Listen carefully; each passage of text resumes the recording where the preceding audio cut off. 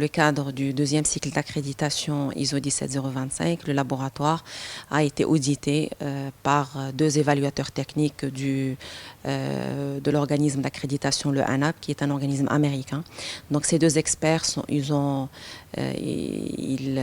audité, comme je disais tout à l'heure, le laboratoire sur un certain nombre de composantes. Donc ils ont passé en revue à peu près 130 exigences. Ces exigences, ils ont un petit peu balayé les 5 composantes qui sont très importantes dans un laboratoire, notamment les ressources humaines, comment on fait le tri de ces ressources humaines, quel est le processus de formation pour ces nouvelles recrues, leur programme d'intégration et le programme de formation, comme je disais, mais également le programme de formation continu des fonctionnaires déjà qui sont opérationnels au sein du laboratoire. La deuxième chose, c'est la composante équipement.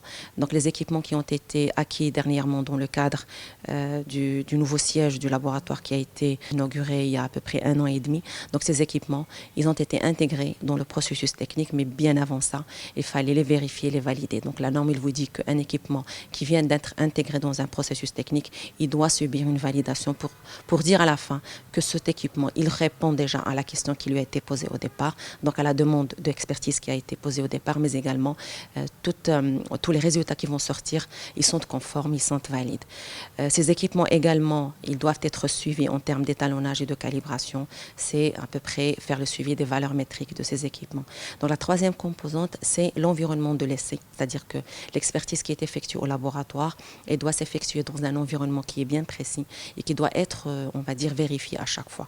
En termes de quoi? En termes, par exemple, de température, de pression, et que c'est très important que ces équipements et que la méthode et l'essai soient effectués, comme je disais, selon des exigences qui sont déjà prédéfinies que ce soit par la norme ISO 17025 ou par le guide ou le référentiel AR 3125. Ce référentiel, il est spécifique aux sciences forensiques.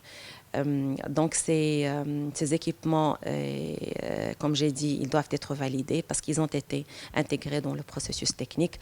On a parlé de l'environnement qui doit être maîtrisé. On doit parler également de la preuve, de l'élément de preuve ou le mahjouz, les pièces à conviction, pour lesquelles on doit avoir et garder et assurer une chaîne de traçabilité qui est très importante, qui est une exigence normative. C'est-à-dire que l'élément de preuve, quand il va être acheminé au laboratoire, il doit garder d'ailleurs son identification, c'est-à-dire il doit entrer avec un identifiant unique. Deuxièmement, il doit rester intègre jusqu'au service qui va le traiter bien après. Et il doit être traité dans les conditions qui sont bien précises et exigées par la méthode et par la norme. Et après, qu'est-ce qu'on fait du reste, par exemple, du prélèvement qui va être à restituer au service demandeur.